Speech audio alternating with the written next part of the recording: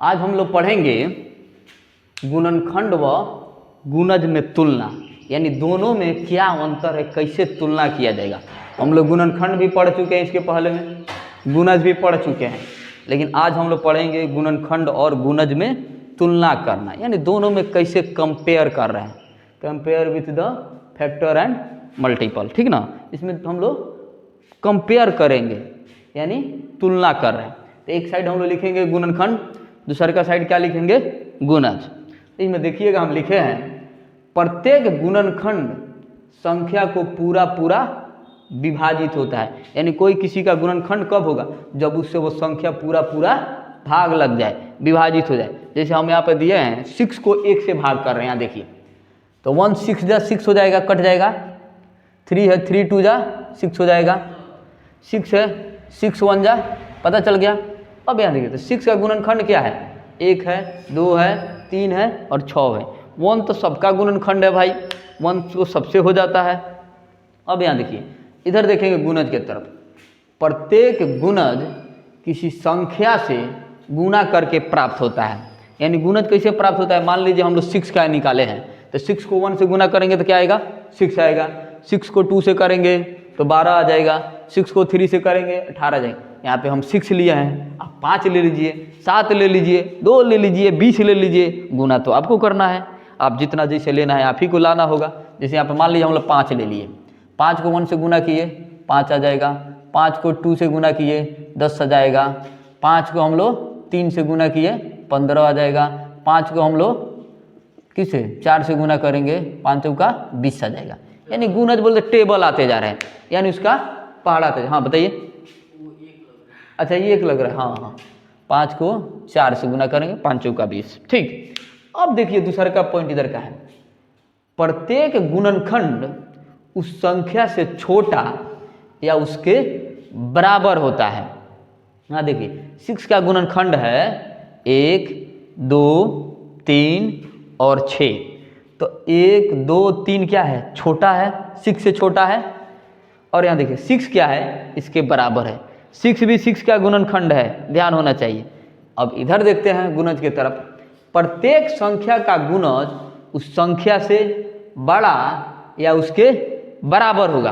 तो देखने की बात है गुणनखंड क्या होता है, गुणनखंड जिसका निकालते हैं, जिसका भी गुणनखंड निकालते हैं, प्रत्येक गुणनखंड उस संख्या से क्या होता है, छोटा होता है, नहीं तो बराबर होता है। अब गुणज में क्या होता है, बड़ा होता है नहीं तो बराबर होता है। तो अब यहाँ देखिए अगर क्वेश्चन आ जाए, मान के चलिए 5 हो गया, 5 का हम लोग गुणनखंड निकालेंगे, क्या होता है 1 होगा और 5 होगा। तो क्वेश्चन आ जाए क्या 5 का गुणनखंड, या इसे भी आ जाए किसी संख्या का गुणनखंड, किसी संख्या का गुणनखंड उससे बड़ा होगा, दूसरका में आ गया उससे छोटा होगा, तीसरका में आ गया उसके बराबर होगा, चौथा में क्या आ जाएगा, उससे छोटा और बराबर होगा। तो अपना राइट आंसर क्या होगा, एक बार फिर से देखो मिलन करण, अगर आ जाए कोई संख्या का गुणनखंड किसके बराबर होता है, ऑब्जेक्टिव टाइप क्वेश्चन है, मल्टीपल चॉइस, कि किसी संख्या का गुणनखंड क्या होता है या किसके बराबर होता है, तो उसमें आंसर में दिया रहेगा उससे बड़ा होता है, उससे छोटा होता है, उसके बराबर होता है, और चौथा में दिया है उससे छोटा होता है और बराबर होता है। तो अपना सही आंसर क्या होगा, चौथा होगा, उससे छोटा होता है और बराबर भी होता है। अब उसमें उससे छोटा और बराबर न दिया रहे, जिसे दे दिया रहे उससे बड़ा होता है, उससे छोटा होता है, पता नहीं इनमें से कोई नहीं, तो भाई उससे छोटा होता है। अब छोटा रहे नहीं दिया रहे, अब पूछे कि उससे बड़ा होता है, 1 नंबर में 2 नंबर में दे उसके बराबर होता है, तीसरा नंबर में दे दे सारे गलत है, चौथा नंबर में दे दे इनमें से कोई नहीं, तो क्या आंसर होगा, इसके बराबर होता है। यानी तीनों आंसर पता चल गया। अब इधर आइए, अब पूछे कोई प्रत्येक संख्या का गुणज उस संख्या से बड़ा होता है या उसके बराबर होता है, तो पूछ दे इधर क्वेश्चन में कोई संख्या का गुणज क्या होता है, तो अपना एक में आ जाए क्या, उससे बड़ा होगा। 2 नंबर में आ जाए उससे छोटा होगा। 3 नंबर में आ जाए उससे उसके बराबर होगा, और 4 नंबर में क्या आ जाए, उससे बड़ा और क्या होगा, बराबर। अब इधर अपना कौन सा आंसर सही होगा, इधर ध्यान देना। कोई संख्या का गुणज क्या होता है, उससे बड़ा होगा, उससे छोटा होगा, उसके बराबर होगा, या उससे बड़ा होगा और बराबर होगा। तो अपना सही आंसर क्या होगा, उससे बड़ा होगा और बराबर होगा। मान लो ये दे दिया तो टिक कर दिया। अब पूछ रहा है कोई संख्या का गुणज क्या होगा, उससे बड़ा होगा, उससे छोटा होगा, और इस तीसरा के जगह पे चौथा के जगह पर लिख दे कि इसमें लिख दे कि दूसरा का सही है, दूसरा सही है।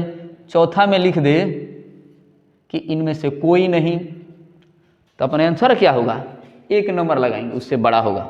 समझ रहे हैं।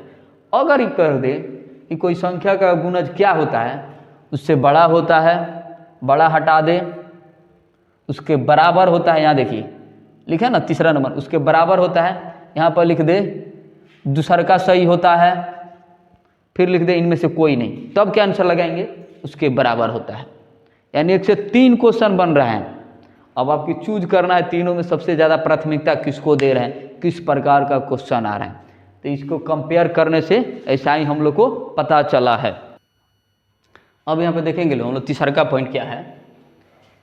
एक दी हुई संख्या को गुणनखंडों की संख्या परिमिति यानी परिमित होती है, उसको क्या बोलते हैं, फाइनाइट होता है, यानी फिक्स होता है, जिसका गुणनखंड इतना ही निकलेगा। जैसे आगे हम लोग देखेंगे, जैसे 6 का गुणनखंड निकाल रहे हैं यहाँ पे। 6 का गुणनखंड आप बोलिएगा कि बार बार 6 लेकर चल रहे हैं, क्यों कि हम लोग एग्जाम्पल शुरू से 6 समझें तो ज़्यादा कन्फ्यूजन नहीं है, कुछ भी ले सकते हैं यहाँ पे। जैसे हम लोग यहाँ पे 6 का गुणनखंड लिए हैं, 1 है, 2 है, 3 है, 6 है। यहाँ पे हम लोग क्या चलेंगे, 20 का लेकर चलते हैं गुणनखंड। 20 में क्या आएगा इसका गुणनखंड, 1 आएगा, बोलो, 2 आएगा, 4 आएगा, 5 आएगा, और बोलो बोलो 10 आ जाएगा, 20 आ जाएगा। और देखो तो जिसमें 20 से भाग लग जाए, 6 से नहीं लगेगा, 7 से नहीं लगेगा, 8 से नहीं लगेगा, 9 से नहीं लगेगा, 18 से, 17 से, 15 से, 16 से, 19 से, 20 से ही लगेगा। तो क्या हुआ, इसका ही गुणनखंड है, यानी फिक्स है, इससे आगे नहीं जाएगा। यानी क्या है, परिमित है, यानी सीमित है, यानी फाइनाइट है, इससे आगे नहीं जाएगा, यानी फिक्स है, इससे आगे नहीं जाएगा, इसकी इतना ही तकले फिक्स किया गया, इससे आगे नहीं जाएगा। वहीं लिखा गया है, एक दी हुई संख्याओं को गुणनखंडों की संख्या परिमिति यानी फाइनाइट होती है, यानी परिमित होती है, सीमित होती है, इतना ही तक जाएगा। अब इधर देखिएगा, एक दी हुई संख्या के गुणजों की संख्या अपरिमित यानी इनफाइनाइट होता है, यानी सीमित नहीं है। अब चलिए गुणनखंड में, यहाँ पर हम लोग एग्जाम्पल लेकर चल रहे हैं। जैसे मान लीजिए 10 का हम लोग गुणज निकाल रहे हैं, तो 10 में 1 से गुना किए तो 10 1 जा 10, ठीक। 2 से गुना किए 10 में, 2 से किए तो क्या आ जाएगा, 20 आ जाएगा। 3 से किए तो क्या आ जाएगा, 30 आ जाएगा। अब तो सब कोई पहाड़ा जानता है कहाँ तक भाई, 10 तक। 10 से 10 में गुना किया कितना आ जाएगा, 100। अब तो बोले भाई इसकी अपरिमित है, यानी असीमित है, इनफाइनाइट है, जहाँ तक निकालना चले। अब तुम कहो सर हम तो निकालेंगे 500 तक। भाई निकालना, भाई आप ही को ना गुना करना है, हमको थोड़ा गुना करना है। चलो भाई 500 लिखेंगे, 500 का 2 जीरो, 1 जीरो बैठा देंगे। तुम बोलोगे नहीं सर हम 5000 करेंगे, हम लिखो 1 जीरो बैठा दो। सर मामा के घर तक गिनती लिखते जाएंगे तब करेंगे। मामा के घर तक लिखते जाओ, 1 जीरो बैठा दो, फिर उधर से घूमते घूमते अपने घर तक आओ, फिर 1 जीरो बैठा दो। समझ रहे ना, यानी इनफाइनाइट है, जितना क्षमता है दबा के लिख लो, ठीक ना। अब इधर देखिए, एक सभी संख्याओं का गुणनखंड है भाई, एक सभी संख्याओं का गुणनखंड है, एक से सबसे गुना हो जाता है, एक सबसे भाग किया जा सकता है, ठीक ना। 0 को छोड़ के, 1 को 0 से भाग नहीं दिया जाता है, उसको छोड़ना है। अब देखिए 6 के गुणनखंड में एक आता है, 12 के गुणनखंड लीजिए, कोई चीज़ का गुणनखंड ले लीजिए, 9 का ले लीजिए, 1 में और 9 से लगेगा, 3 से भी लगेगा। एक और हालत में 20 का ले लीजिए, एक पहले ही आता है भाई, तो एक सब का गुणनखंड होता है, ये ध्यान रखना है।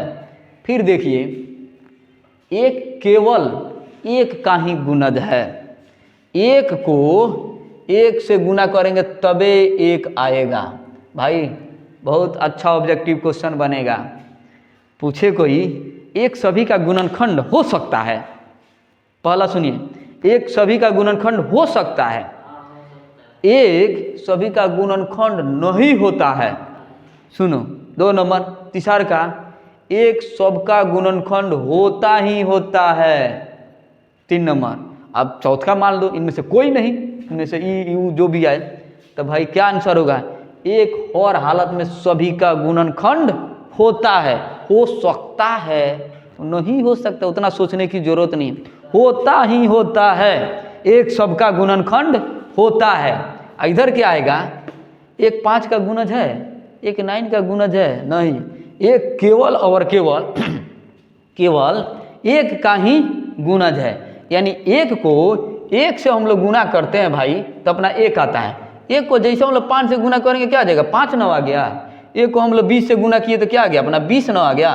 तो यानी हर हालत में क्या है, एक केवल और केवल एक का गुणनखंड होता, सॉरी गुणज होता है, एक सबका गुणनखंड होता है। तो इससे बहुत सारे ऑब्जेक्टिव क्वेश्चन बन रहे हैं, इसको ध्यान रखना है। इसी के पर्पस से, इसी के उद्देश्य से दोनों में तुलना करना बताया गया है, या दोनों में क्या अंतर है, दोनों की क्या खासियत है, क्या खूबी है, क्या इनकी अलग अलग पहचान है। तो इससे बहुत सारे क्वेश्चन बनेंगे। कन्फ्यूजन यहाँ तक किसी को नहीं है, कोई डाउट, इस प्रकार कोई क्वेश्चन है तो एकदम गर्दा उड़ा देना है, ठीक ना। कहीं दिक्कत, फिर हम लोग मिलते हैं नेक्स्ट वीडियो में, तब तक के लिए धन्यवाद, जय हिंद।